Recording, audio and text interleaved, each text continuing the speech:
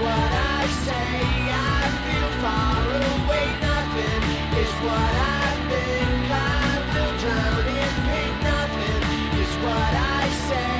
I feel far away, nothing is what I've been. Nothing is what I think. Yeah.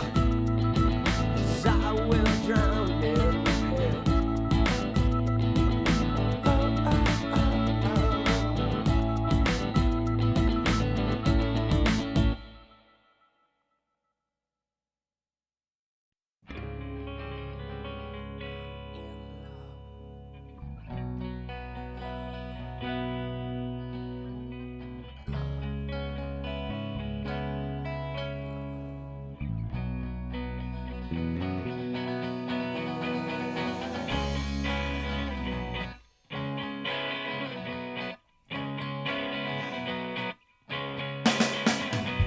I've been so overcritical of myself.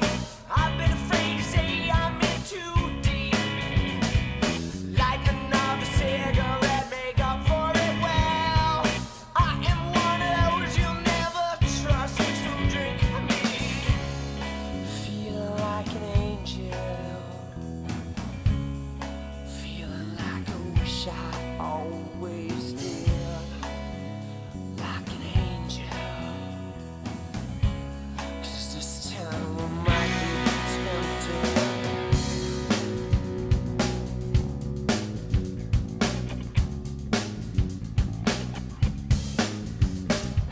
Take no time to underestimate yourself. I'm still looking for something pure and sweet. I found it. Yeah, I'm a stranger when I'm always well. Don't you ever notice I run in place and you stand still? Complications always get me into these situations again, because I might be tempted.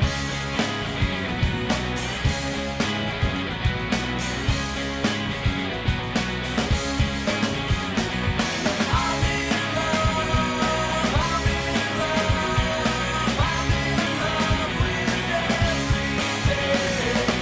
I'm in love, I'm in love, I'm in love with everything but me. Complications always get me into these situations again, because I might be tempted. I'm in love, I'm in love, I'm in love with everything. I'm in love, I'm in love, I'm in love with everything but me. But me.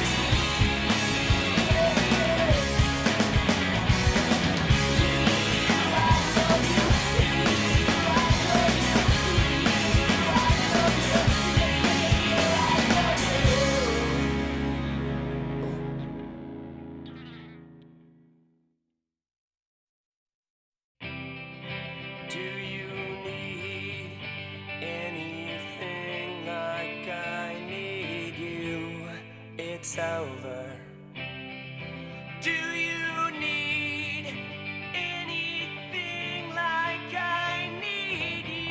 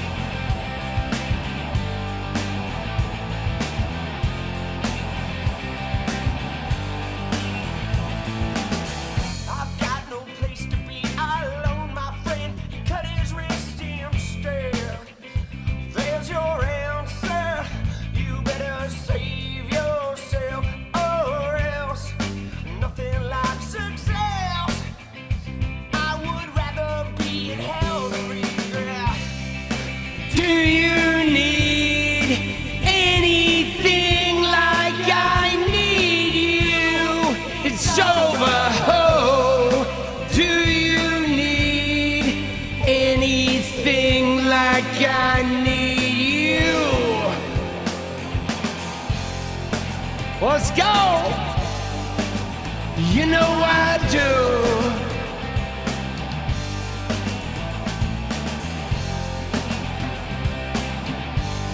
Let's go Thursday night.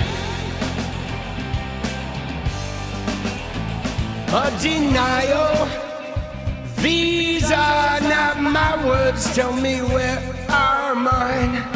Most of the time, wet my face with reality and permit me to breathe before I do it again. Do you need anything like I need you? It's over. Do you need anything like I need you? Do you need anything like I need you? It's over. Do you need anything like I need you? Let's go! Here, I love you too, boss. I'm about to crack open the 240 milligram surprise.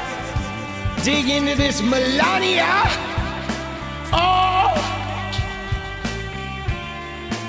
Dude, this shit is crazy!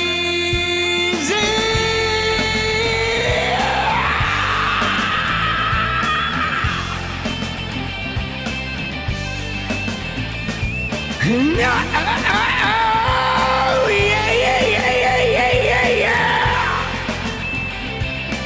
Woo! Whoa!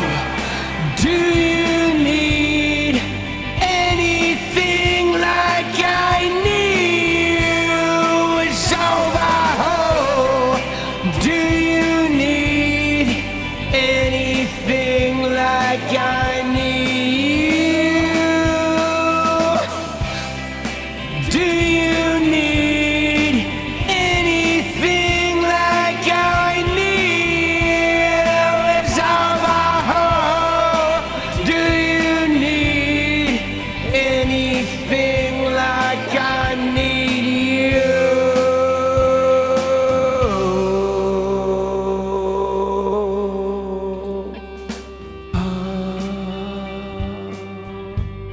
Still your favorite song of all time? Let's go. It's a good one, actually.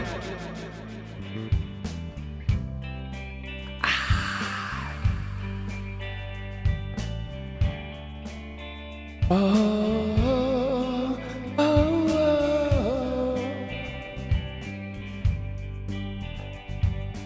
oh,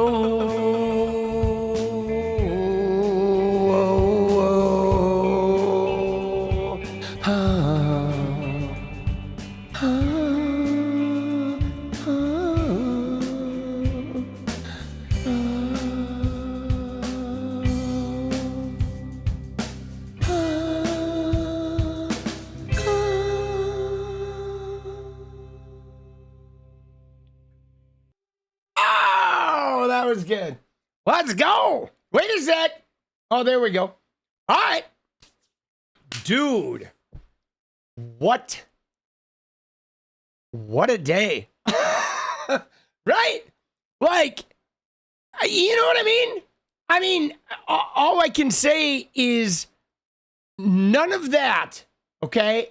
None of today was on my bingo card, okay? Right? Just absolute surprise. Dude, like, what the hell?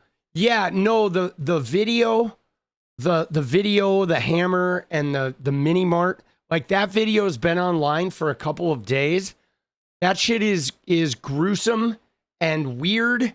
And you know, I also though, guys, I don't think we've heard the end of that story with the mini mart. Dude, let's go. Let's go, dude. James, thank you for the membership. And Magpie, thank you for the gifted. Because, guys, let me just tell you. So the thing about the mini mart that struck me, like just thinking it from a purely investigative stance, okay, is you notice the woman comes out. That's her car. And she comes out and just stands there like completely non-aggressively while that guy is smashing the window, which made me think, did she know him? Right? Did she know him? Like, I honestly, because think about this. If you're inside a mini mart and some person you don't know is smashing out the window of your Blazer or whatever, you're probably not going to go out there, right? You're probably not going to go out there and just stand there and interact with them. You know what I'm saying? Like when a guy came here and he fucking, a homeless guy came here and was having an episode and he took this metal thing and started smashing out our car windows. I did not walk outside and stand there and watch him. I stayed very much inside. And then even when he came to the house, like he came up to the door and he threw something at the door. He grabbed a shoe and started hitting the front window. I was watching him from inside the door, but I was not going to go out there while that guy was having a breakdown. Okay. Now, Trump posted this video on his Truth Social where some guy is in the parking lot of a convenience store and he starts smashing this car window with a hammer, and the employee comes out and is standing there talking to him, and he comes over and like hits her with the hammer, and like there's a black bar over it. It's pretty gnarly, but anyway, yes, he posted that tonight. He did post the one with the black bar over it, did he not? The one that has the black bar that covers up the actual impact. It is a brutal video, but guys, when I watched that video, I felt like she knew the guy. Okay? I felt like she knew the guy. No way, dude. He posted the uncensored one. There was no, because the one I saw had a black bar over the person, right? Dude, the one on Truth, he posted it with no, oh my God. There's no way, dude. There's no way. See, the thing though, Jesus, dude, that is crazy. So he posted an image of a woman getting murdered, like in cold blood. And of course he did it with some crazy anti-immigration screed, right? What a demon, dude. Seriously. Like, what a demon, dude.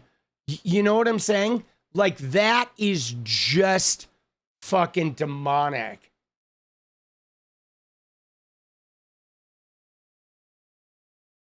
She died? I mean, I would imagine she died, right? But I couldn't help but wonder if she knew the guy. Hold on, I have to post, dude. I do have to fucking tweet real quick. Hold on one sec.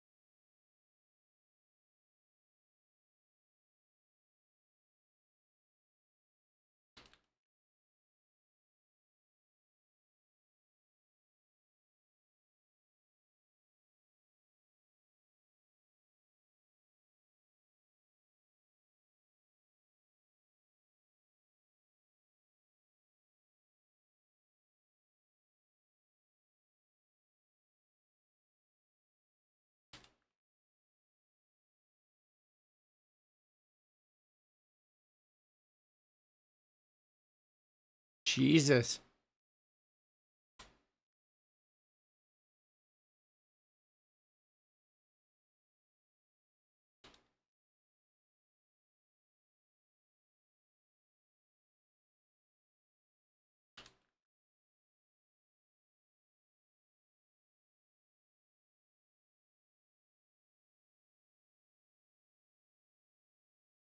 Dude, what a disturbing human being.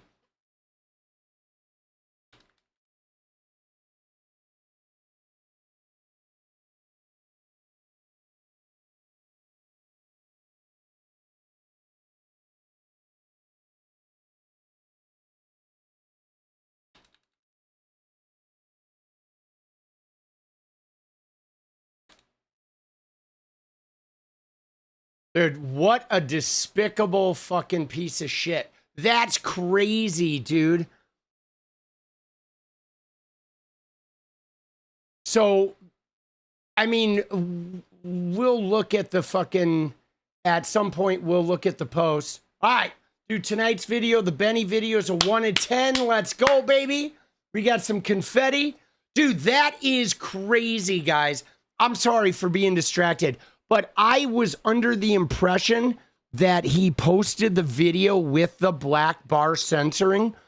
But the fact that he posted that video uncensored is just absolutely despicable. Absolutely fucking disgusting, guys. Like, what? Dude, that is so crazy. Dude, what a horrible, horrible fucking person. Hold on. That is so wild, guys.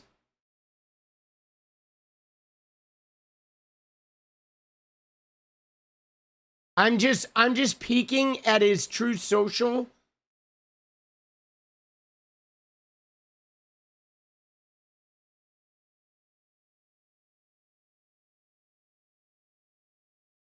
Hold on, I'm doing it off screen. Yeah, no, he does it with a crazy fucking long screed about like it's a long anti-immigration screed, right? But like what a brutal human being, dude. Dude, I'm serious. Like, he needs a fucking pine box. Like, ASAP, boss. ASAP. All right. So that is so outrageous, right? You know what I'm saying? And what he's trying to do, too, is he's trying to leverage it because he keeps losing in court because he keeps trying to break he keeps trying to break the Constitution. And yes, he's going back to immigration. And I mean, guys, let me just tell you, he's desperate. He is so desperate, guys.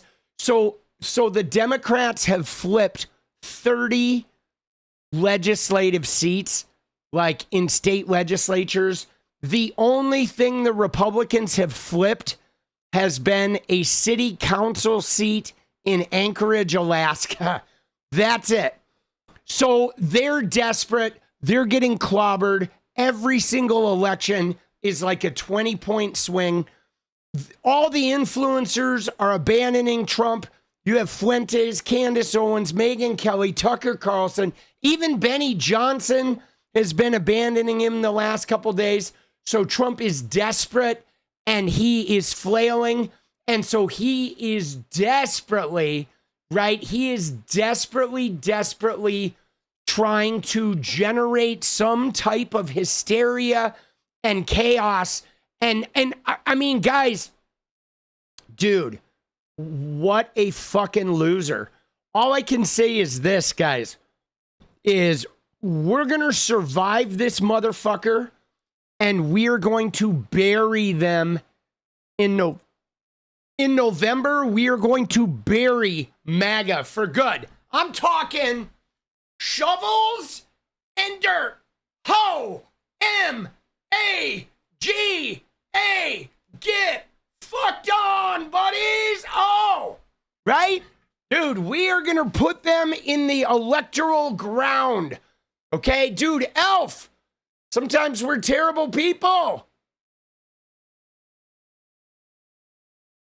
Let's go. Did I miss that? Where is it? Where is it? Where is it? Where is it? Where is it? Dude, you're right. Sometimes we are terrible people. Dude, why don't I see it? Oh, there it is. Let's go. See, the thing about that, guys, the thing about that is so crazy is thank you, Wolff. It's like, dude, psycho people, okay? I did see them, Ella, thank you.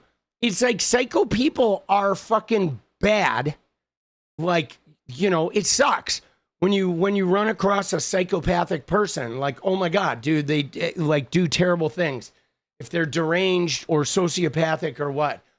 But to try and use instances of a person being psychopathic and to try to blast that across the whole group, right? Like if a Haitian immigrant is also a psychopath and does something deranged, that does not mean all Haitian immigrants are deranged, okay? When a white man does something fucking hideous, we know they certainly don't believe that means all white men, right?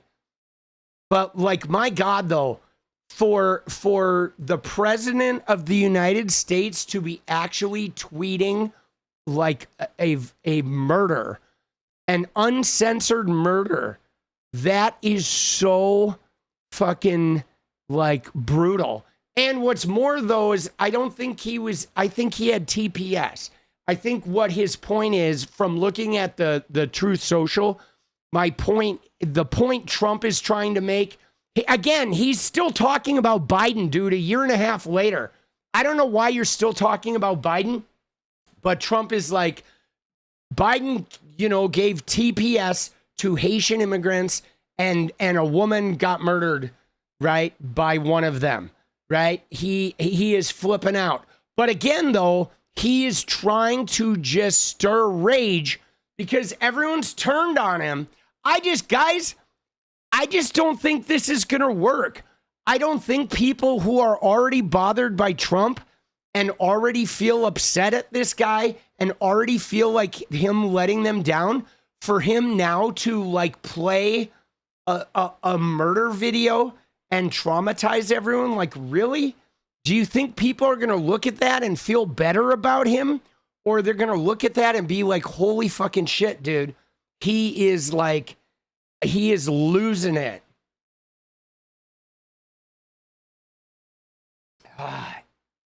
Nobody here supports Trump, fucknuts.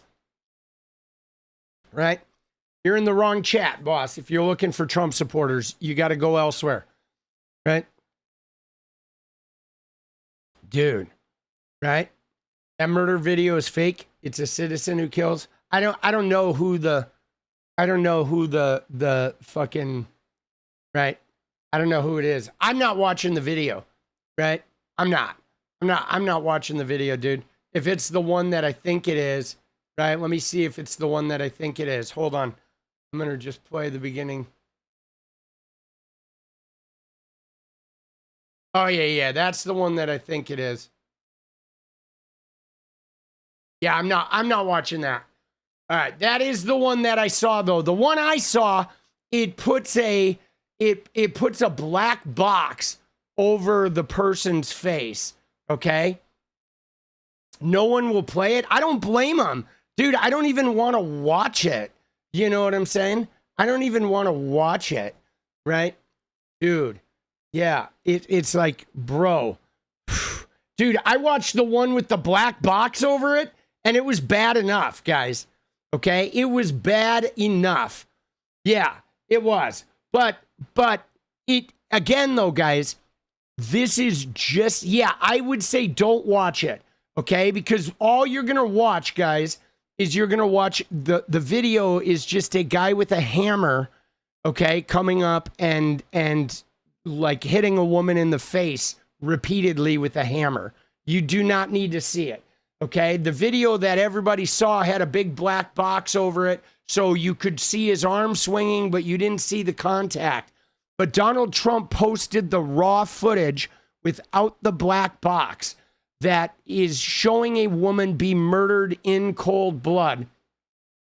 I don't think it is a threat to anybody. I don't think it's a threat at all. I think it's really simple. I think he is trying to drum up the scary immigration. So what's going on, guys, with that video is this: is Trump had another huge loss today in court, okay? And this was part of the Pentagon, okay? This was the Pentagon, guys, had a huge loss. Pete Hegseth had tried to limit the Pentagon press people, and the courts told him to get the fuck out. Yeah, you don't need to see it, Stephanie. Thank you, boss. Appreciate you. Don't watch the video, guys. Just don't. Honestly, don't watch it.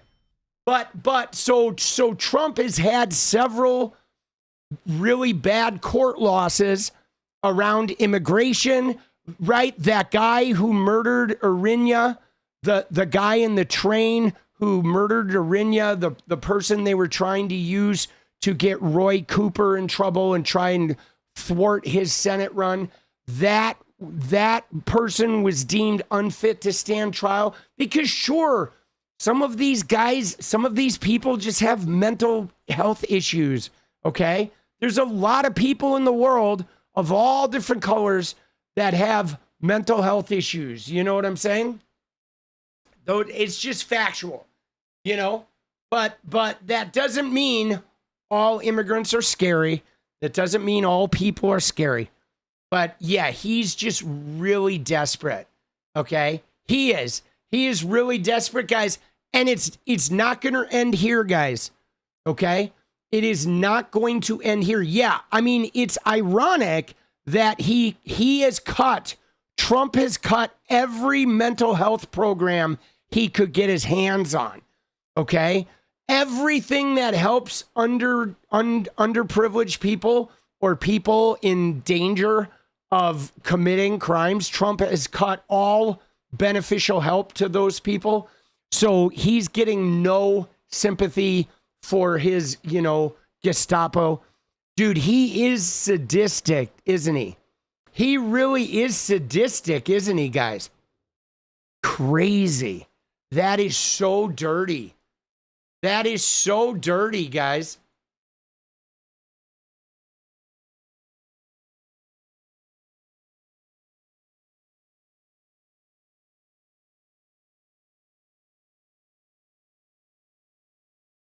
So brutal. Dude, he does get pleasure. He is a creep. And people are going to have to answer to that. I think, though, guys, you ready? I think all of this is just hurting him more. Okay? It's just hurting him more, guys. You know, it is absolutely hurting him more. But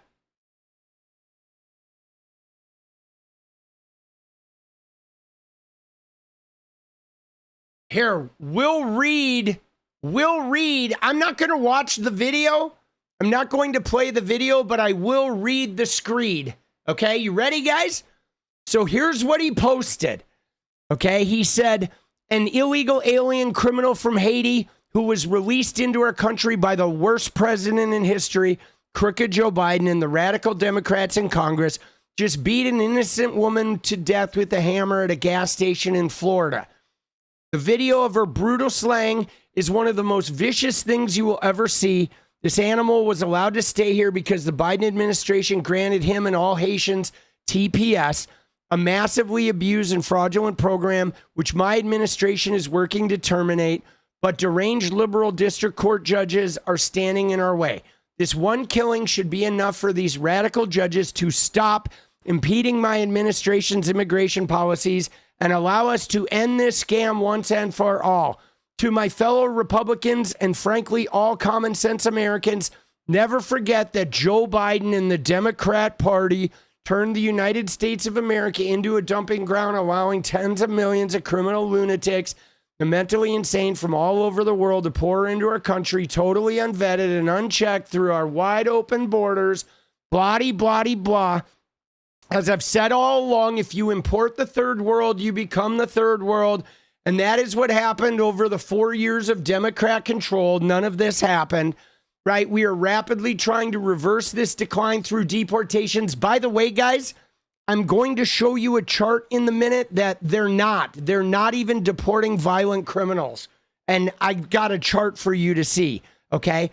Right, he says we are rapidly trying to reverse this decline through deportations, but if the Democrats are ever given another chance at power, right, here we go. Here's the big warning. Oh, you better get out and vote in the election, right? And allow Americans to once again be a safe haven for criminals, right? All right, if the Democrats are ever given another chance at power, they will immediately reopen the border and allow America to once again be a safe haven for criminals. Please say a prayer for this innocent woman's family. That, by the way, he says, please say a prayer for this innocent woman's family as he's about to degrade them and put their worst fucking moment on the internet for like their kids and shit to see. Like, that is so callously, sadistically brutal. Okay? We will ensure quick and severe justice is served in this case. I don't recommend you watch this tape because it is so terrible, but I felt I had an obligation to put it up so people can see what Democrats are protecting and wanting to come into our country even now after all we've been through. Again, viewer discretion is advised, not for children. Donald Trump. Dude, what a despicable fucking human being, bro. Dude, hold on. I gotta fucking comment.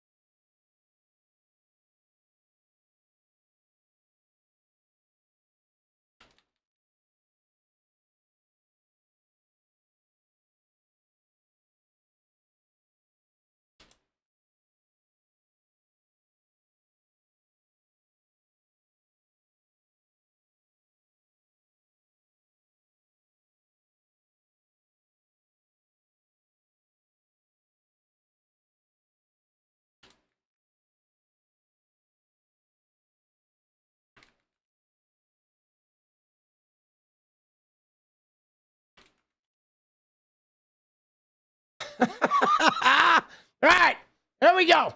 I'm done. Dude, seriously, we need to fucking get him out. He is so bad. But let me just show you, okay? Let me show you guys. Let me show you right now. I got something to show you. And look at this. You ready? Look at this chart, guys. All right. So look at this. This chart is immigration, ladies and gentlemen.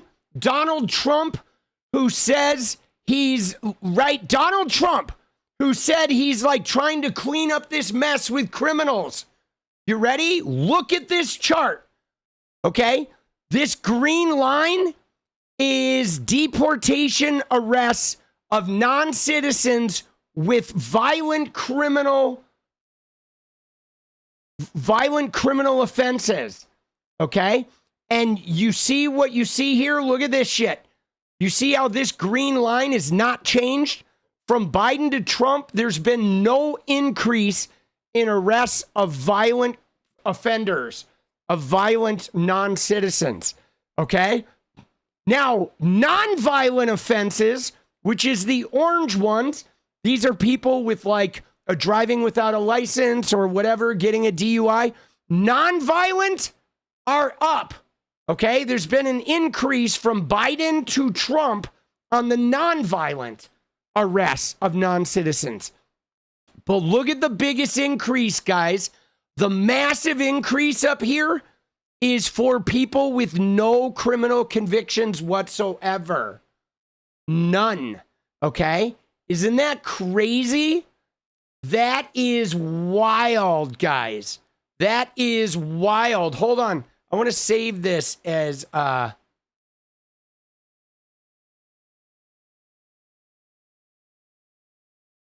Hold on. I do want to fucking save this.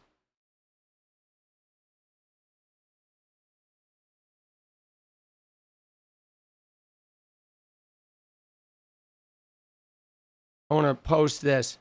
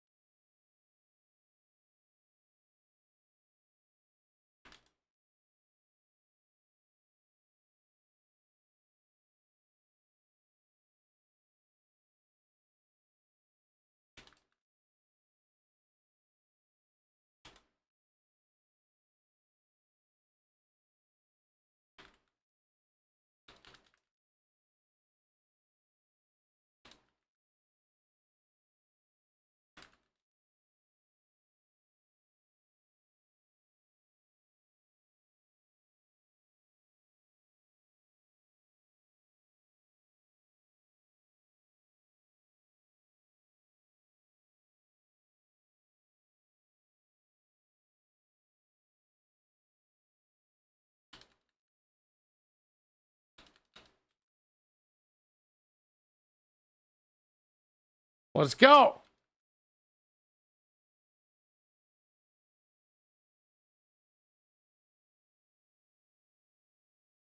Let's go, dude. Nationwide shakedown. All right. But yeah, man, that's interesting, isn't it? Thank you, Stephanie. Sorry. Dude, I'm riled, bro. I am riled. Like, this guy, he needs to be removed from office, guys. Okay? He is posting snuff films.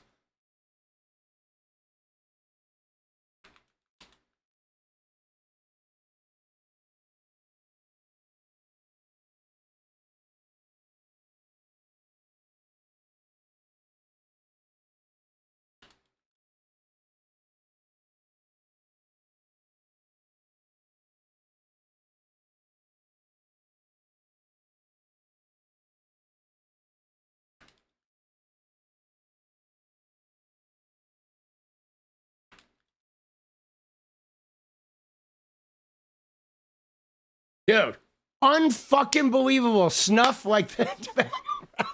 You wish. Oh, shit. Dude, it's crazy. Well, and so what he's doing, though, guys, is he's like, I mean, he's trying to threaten is what he's doing. I mean, you saw him in the tweet, right? He said, he said in the tweet, he said, if you ever let Democrats in power again, right? If you ever let them in power again, this is going to happen to all of you because they're going to make the borders wide open. They're going to import all these guys with hammers, right? And dude, it's crazy. I mean, we could note that like this crime happened while Trump was in office. Okay, none of these crimes were happening when Biden was in office. You know, I don't know what to tell you. Dude, what a crazy fucking situation, boss. He is such a scum. Dude, snuff films. That's what he's doing now. All right, dude, they're eating the dogs. They're hammering the people. Dude, they're hammering the Trumpies. Dude, he is. Dude, Stephanie said, I missed one from Stephanie. She said, he's mentally insane and a threat to everyone everywhere. Lock his ass up. Punk rock politics. Yes, lock him up. Lock that motherfucker up, bro. Dude, I'm serious. At this point, he is a danger, right? Stephanie said, shock value to lessen / distract from his own crimes. I mean, it really does come down to the messaging in there is he's just trying to say, like, if you let the Democrats get in power, this is going to happen everywhere.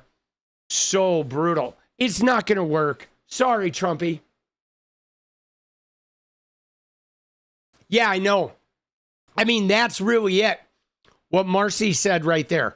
The world watches us as he remains in office.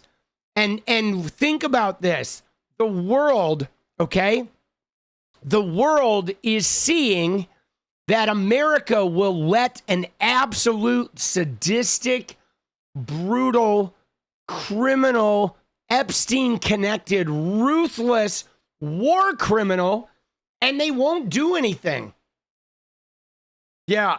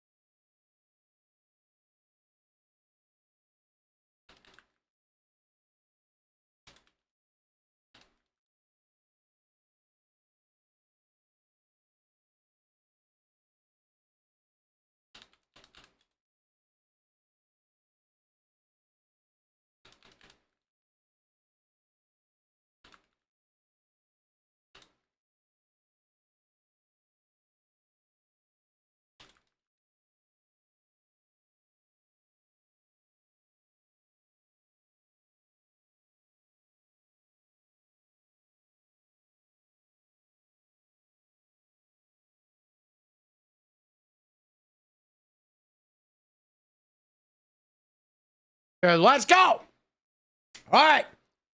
Dude, you ready?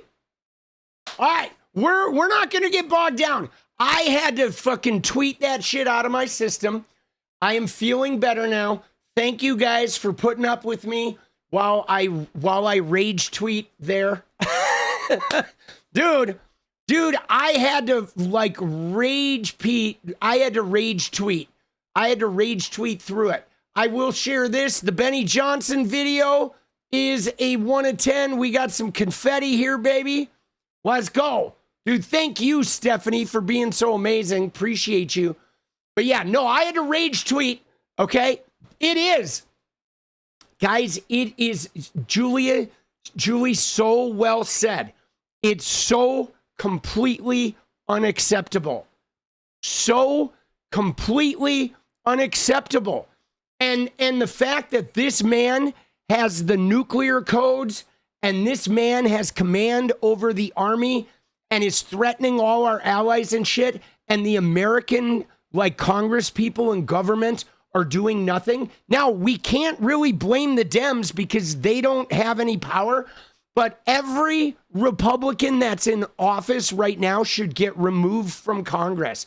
Because I'm telling you right now, if the Democrats had a president that was posting unedited murder videos and threatening Canada and threatening Denmark and threatening Mexico and doing fucking unhinged wars for Benjamin Netanyahu with no fucking, even not even letting people know what's going on, lying about ceasefires and all that, we would impeach and remove that motherfucker.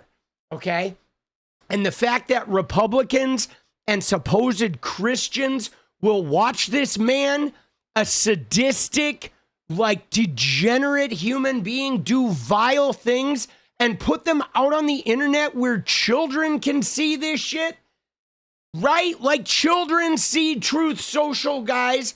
That video's gonna end up in, like, Reddits or in Discords. That unedited video, like, kids are gonna see that. And they're gonna be, like, irreparably fucking harmed. Okay, because of the president. That is just unacceptable behavior. If you let that guy fucking exist, it's fucking unreal, dude. Hold on, one more tweet.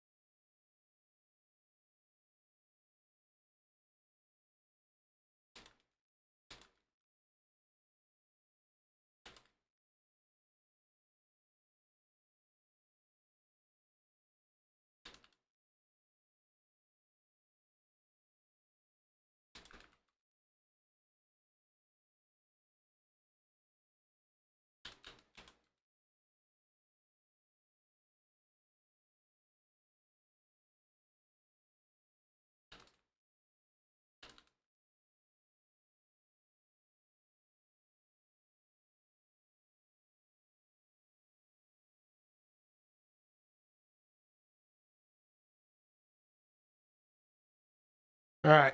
Let's go. Let's go. Let's go. All right. Now I'm done. All right. You ready? Sorry. Whoa. Dude, you know what we need, guys? You know what we need. You know who we need. There's only one person whose rage can save us. Hey! Sakata! Sakatara! Dude, let's go. Right? Let's go. All right? Palate cleanse. Feminization. Dude, I do want to see that Newsmax clip. All right, let's watch this Newsmax clips for a little transition. All right, fuck it. All right, we'll just fucking watch it and see what we got. This is going to be a palate cleanse. All right, there we go. Palate cleanse. Whoops.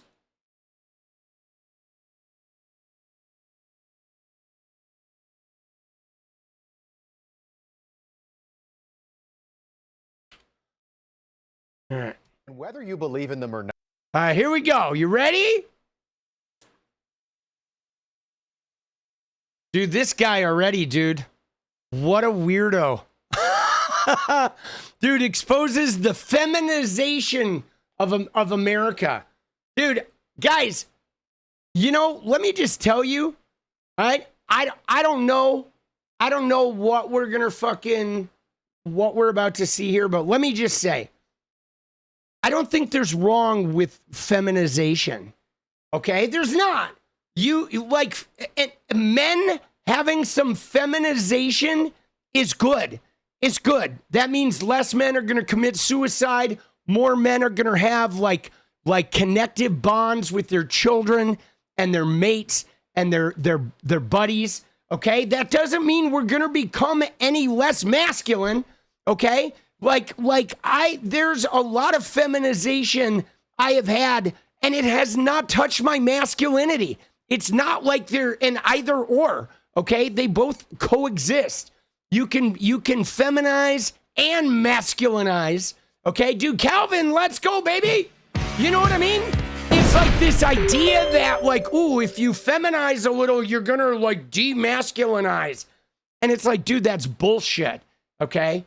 That is some bullshit. All right, but let's see what this clown came up with. Not everybody has heard about beings from another planet, and the descriptions are almost always the same. They're smaller, big eyes, big heads, weak, stringy little arms, pale, no gender, and usually they're feminine. And they always look the same. You never have seen an alien peeing standing up. Dude, those don't look feminine, but like, dude, he's going aliens?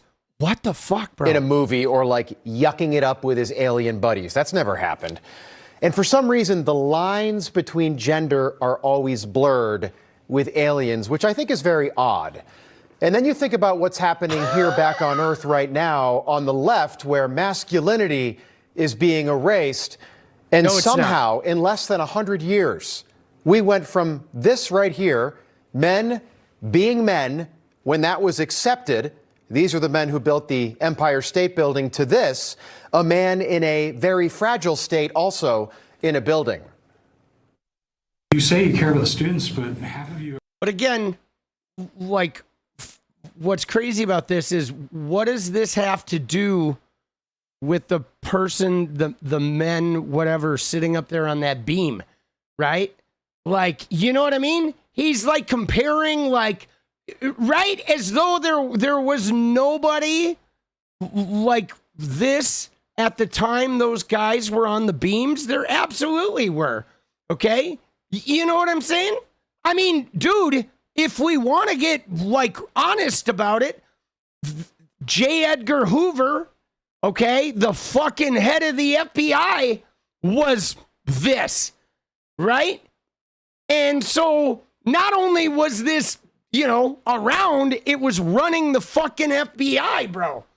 So, I mean, you know, and right, you know what I'm saying? Like, is this J. Edgar Hoover here? I think maybe it is. You know, I don't know. You're not sure what gender is, especially transgender. I'm a transgender woman. My pronouns are she, her. and I will only accept those pronouns. I don't remember any of my doctrinal classes mentioning only male and female, and that's the way it should be. The other thing I don't understand though is a transgender woman doesn't really have anything to do with my masculinity, right? You know what I'm saying? Like, right? Her like gender or her, you know, even if you go beyond her gender, you look into her sexual preferences, whatever, her whole life has no effect on my masculinity. You know what I'm saying? Like, that's what's so weird. But you notice, like, they purposely choose, like, he didn't choose a transgender woman that was, like, passing, right? He purposely chose a trans woman that he probably looked for, like, the least passing trans woman he could find. I am sure, right? I'm certain of it, that they looked for someone, you know, when, like, we don't know what their struggle is. Like, my God, you know what I'm saying? Like, you can't, I mean, you know, it's one thing I've learned, dude. You don't know what people are fucking, like, you know, I don't know. I think, like, they're being their authentic selves. More power to them, you know? You know what I mean? But, like, wow, they're going crazy with that shit. And yeah, he didn't talk to her. He didn't, like, hang out to find out, like, what they're about at all, right? So that is the new normal now in this country. But could you ever imagine seeing... Dude, that is not the new normal, right? I mean, I don't agree with the idea of normal, right? But I mean, you know, normal, I don't know what normal is, but this is not like if we were to take the, you know, a cross section of the population, this is not like even 10% of the population. Like, they picked, you know, they picked somebody that is a pretty small, I mean, even digging into the transgender community, you're looking at a very small percentage, you know, and like, right? And like, dude, he's like acting like everybody in America. Dude, that feels like, I don't know, feels disingenuous. And it feels like he's really trying to, like, shit on this person too, you know? Being something like that at a city council meeting when you were growing up in America, that would never happen. That guy would be laughed out of the building, which is not me being mean. I'm being honest. But today, you're subtly being forced to accept that.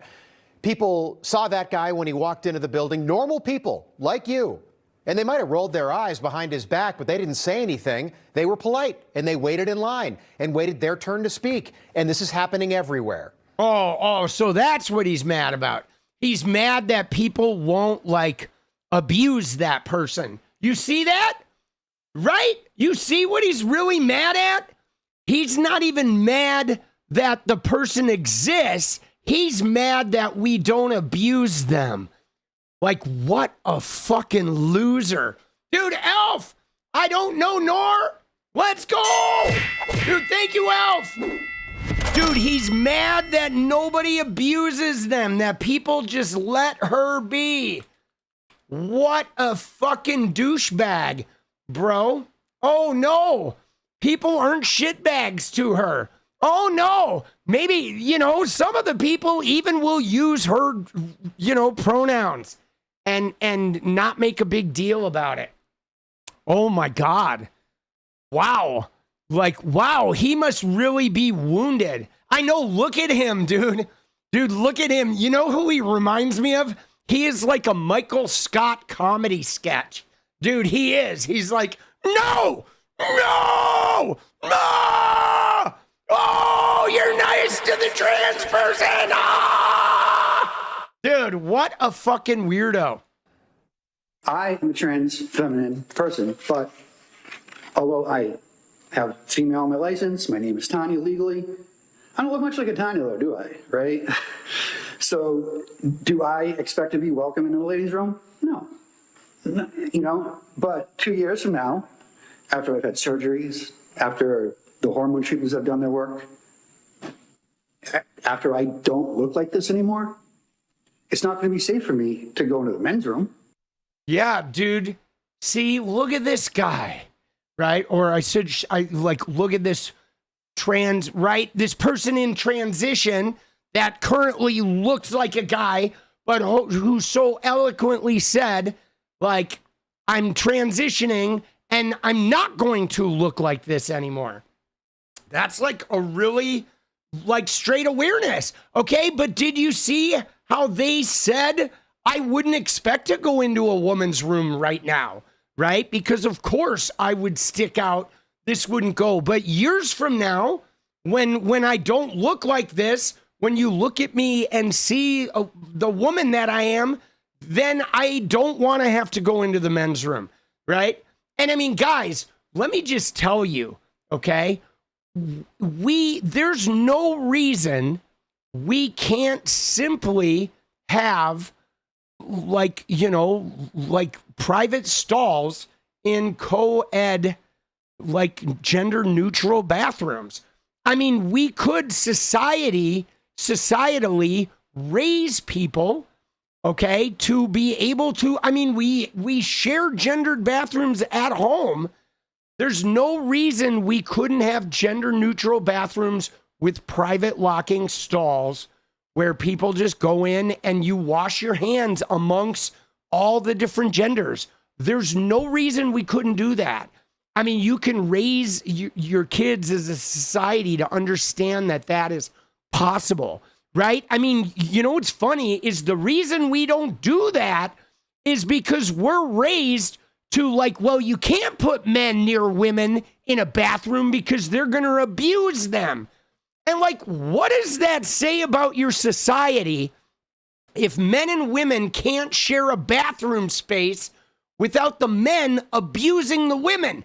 I mean, that would mean your society fucking sucks and your men fucking suck if you can't literally use gender neutral bathrooms, right? Like, if you can't have men and women, like, in locking stalls next to each other and washing their hands without the men sexually abusing the women, then you have a fucked up society that needs a lot of repair. You have more problems than transgender people or bathrooms. You have a serious societal problem. I mean, maybe let's just, like, raise people to realize men aren't abusers. We don't have to be abusers. It's like, come on, dude. Like, wow, that's crazy. We introduced you to Tanya last night, and Tanya wants the world to know that she's on her way to becoming a real live woman. Again, could you imagine seeing something like that, somebody like Tanya at a city council meeting when you were growing up? And do you think that the guys who built the Empire State Building, these guys, ever witnessed anything like that at that time? Yes.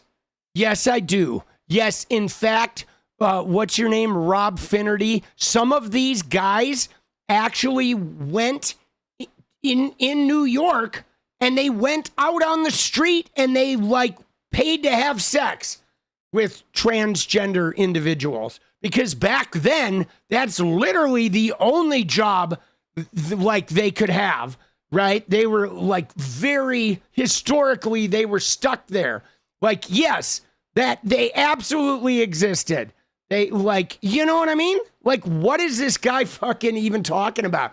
Dude, let's go. Limbies said, this is a hard topic, but you hit it on the nail. Thank you, Limbies. It is a hard topic because, like, we don't want to admit that, like, we have raised our men in our society to think that it's okay that, ooh, just men are predators. And that's fine. You just got to separate the men and the women. You got to keep the women separate from the predators. Dude, it's fucking bullshit. Dance party. Yes. No. Let's do it. Dude, this is crazy. Natalie, thank you for this clip. I feel like this is a good one. You always come up with the bangers. But dude, this guy, what a weirdo this guy is. Let's go. Here's the dance party goal. But diversity is our strength. That's the message being forced on us by the left every day. But this is not about diversity. This is the opposite of diversity. It's about the erosion of norms and the destruction of our culture. And again, it always happens subtly, which is by design as well. By design. Information. By design. You know what, Finnerty? It was me, boss. I thought this up. Back in the 3rd grade, I was like, you know what? I'm going to start the feminization with the aliens. We're going to make the aliens not pee standing up. But dude, how many movies has it shown like aliens peeing? Like, what the fuck is wrong with that guy? That guy's opening salvo was like, dude, you see aliens? Like, how are the aliens even connected to the rest of it? Like, what the hell, dude? Seriously, what an absolute farce, okay? You know what I'm saying? What an absolute fucking farce, bro. It was a Rogan rant. Somebody said it was on Kimmel. Dude, these guys are weird.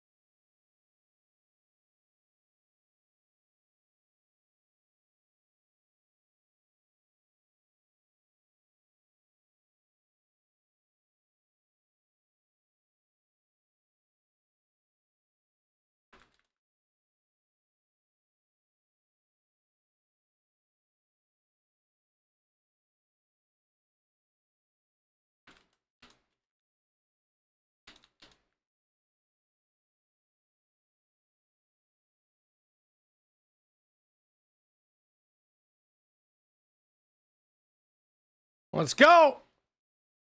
Oh, dude, I bet I know what's in his browser history. You can almost guarantee it. Oh, oh. All right, dude. Dude, let's go. Get him. Dude, get him. I'm getting him. Oh, shit. YouTube is becoming unwatchable. You get so many ads. Yeah, 𝗡𝗎. I suggest if you use YouTube a lot to get premium, boss. It's the way to go. It is the way to go. Dude. Oh my God. Yeah. Trying to pull it back to culture war issues. See, you know what's crazy about this, guys, is I think, here's what I think, okay? Is they kind of fucked up, okay?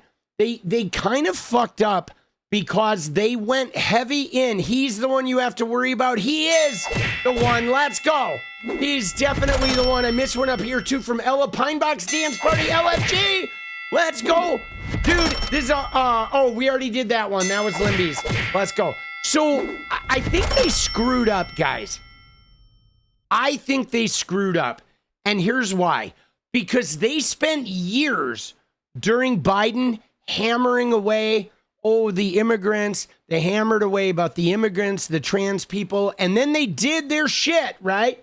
Oh, he fucking, whatever, writes all those anti-trans executive orders and they force the gender markers. And none of those people's lives have gotten better, guys. It's not better. The country is worse. There's less jobs. There's less money. There's more war. There's higher prices. Ground beef is setting records. I mean, they overplayed their hand. And now they're like, oh, you want to worry about the 0.01% of transgender people or the 1% of transgender people when it costs you $20 to fucking make hamburgers? Like, come on, dude. F this whole admin. Oh, I want stuff to be nice. Dude, it's going to be nice, dude. Screw these guys. We're going to keep nicing it. Suki said, just posted my best friend's music in Discord. Let's go. We'll have to check it out. Dude, forget the pine box and go straight to the cardboard. Yes.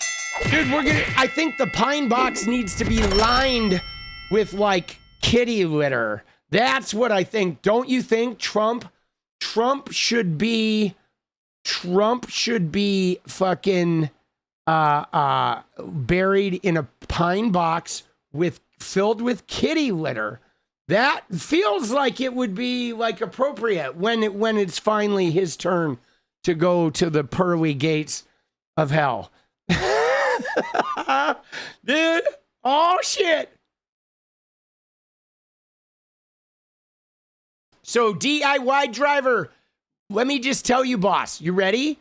So DIY, let me just tell you, there is a way for content creators to do the half screen ads, but here's the problem. When you do the half screen ads, you can only do it if you do a delayed latency, which we did at one time. And then every chat message was like 5 seconds behind the stream.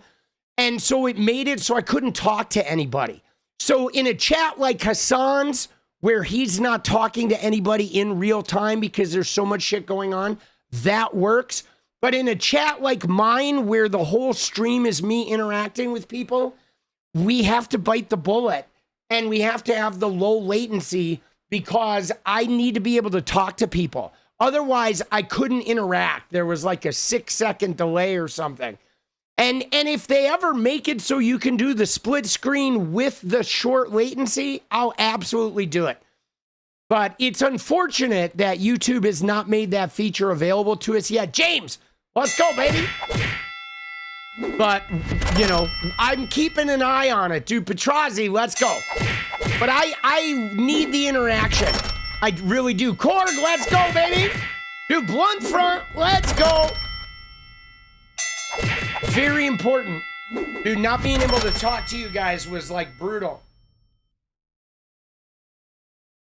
All right, you ready? Let's get into the main event, guys, shall we? They play double ads before you can skip. Dude, that is brutal, dude. Dude, that is, it sucks. I'm just telling you guys, if you really do a lot of YouTube, like if you watch a lot of YouTube, I highly recommend YouTube Premium. I mean, it's only for individual, what is it, like $14 a month? We have a family plan. And it's really like a decent, you know, two things happen when you have YouTube Premium is one, then you get the whole site with no ads, which is nice. The other thing that's good about Premium is when you have a streamer that has a video that's like limited ads, that is, then you get they get paid for those too. Like Premium counts even on limited ads. So it's good for the viewer and it's good for the streamers. Because if they partially demonetize your shit, you still get credit, you still get paid for YouTube Premium watching. Yeah, the family plan is like $22 a month or something. And it's for all of us. But all right, so you ready? You ready, guys? Let's go in and look at Melania Trump. Okay? We have to look at this because obviously, dude, this shit was crazy. Okay? This was, dude. Today was the craziest shit. Okay? So out of the blue, all right, we're about to watch this video, guys. There was no announcement, right? There was no announcement. This was not a planned thing. It was just out of the blue. Somebody comes in and is like, Melania comes in and is like, I have no relations with Jeffrey Epstein. I never touched Jeffrey Epstein pee-pee. Right? And it was like, dude, I thought 𝗏𝗏𝗏 really summed it up. Okay, you ready? Look at this tweet, dude. This tweet from 𝗏𝗏𝗏 is amazing. Where they said, right? Dude, I was going off.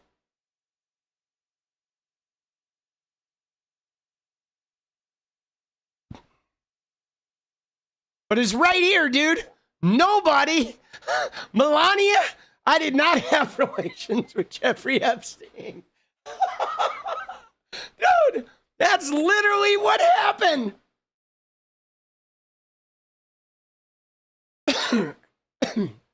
That is literally what happened, guys. Like, it's like you're sitting there and out of the blue. Now, dude, we're gonna watch this. I have a couple clips saved. There was somebody on the news because basically Melania comes out and says, "Oh, I have a statement," and we're gonna watch her 11-minute statement. And then everyone on the news, was like, why? Why did she make that statement? Because, did she see something online that upset her? Is she trying to get ahead of a story that's coming? I mean, it's possible that Benjamin Netanyahu said, "Hey, if you don't keep the war going, I'm going to release some videos," right? Does Netanyahu have some videos, or Putin?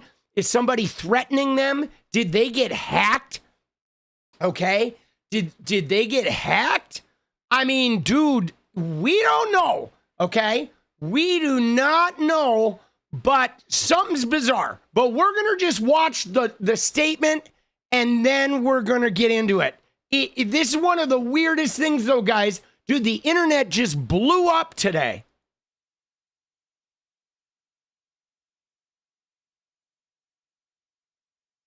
A statement by First Lady Melania Trump.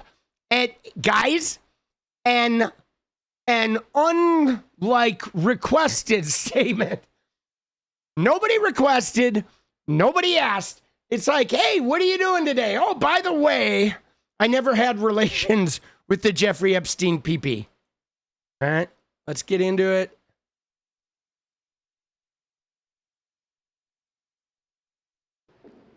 All right, here we go.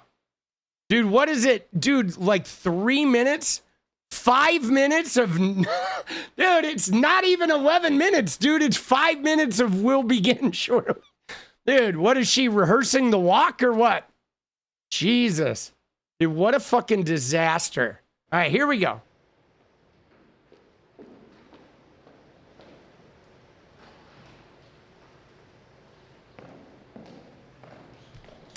Good afternoon. The lies linking me with the disgraceful Jeffrey Epstein need to end today. The individuals lying about me are devoid of ethical standards, humility, and respect. I do not object to their ignorance, but rather I reject their mean-spirited attempts to defame my reputation. I never been friends with Epstein. Donald and I were invited to the same parties as Epstein from time to time, since overlapping in social circles is common in New York City and Palm Beach. To be clear, I never had a relationship with Epstein or his accomplice, Maxwell. My email reply to Maxwell cannot be categorized as anything more than casual correspondence.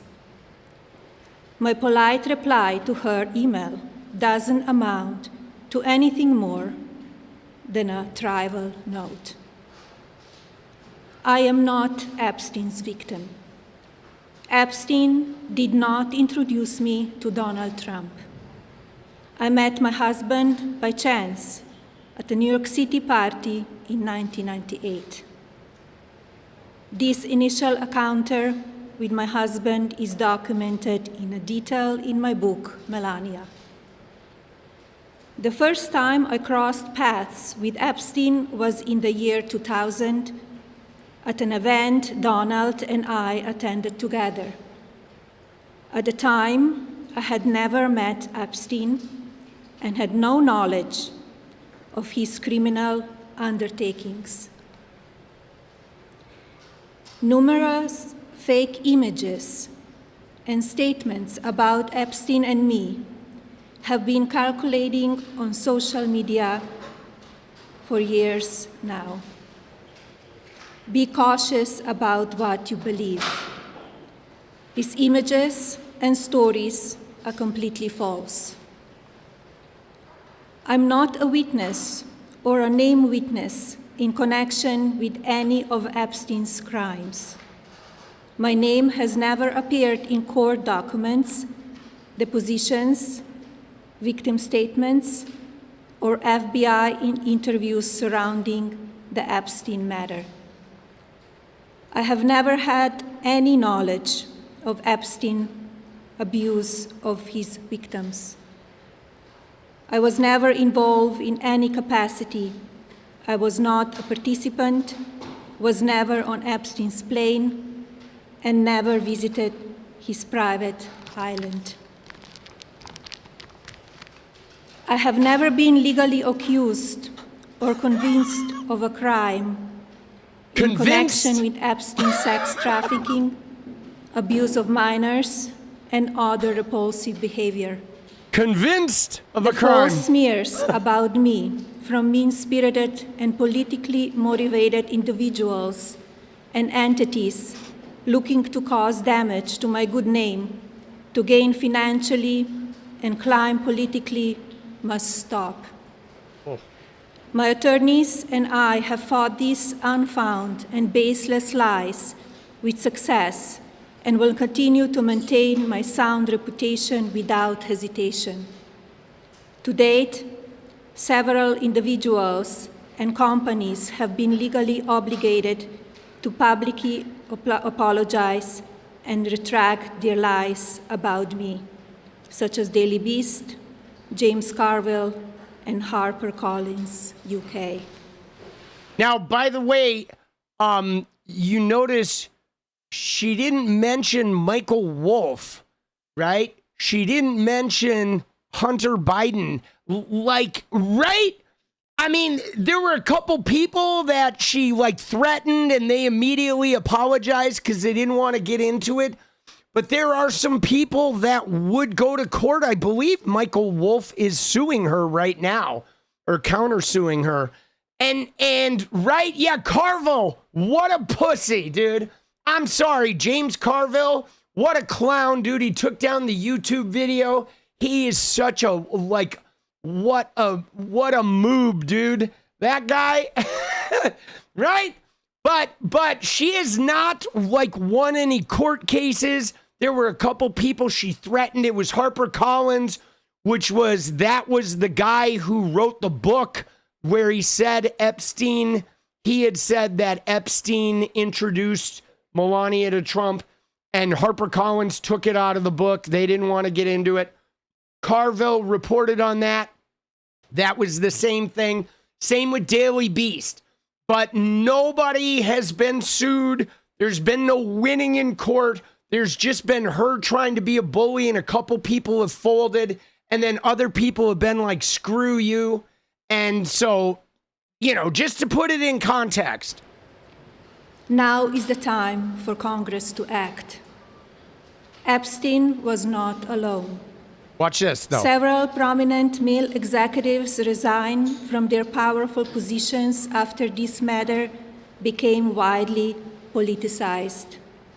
Of course, this doesn't amount to guilt, but we still must work openly and transparently to uncover the truth.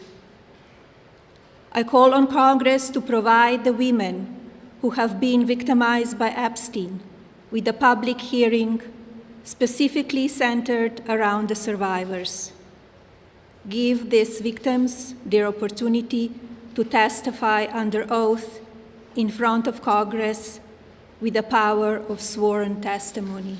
See, again, though, what does she want from those victims, right? Those survivors? She wants to put them up there and ask the handful of them, oh, did Donald Trump do anything? No, he didn't. Thank you very much. Right?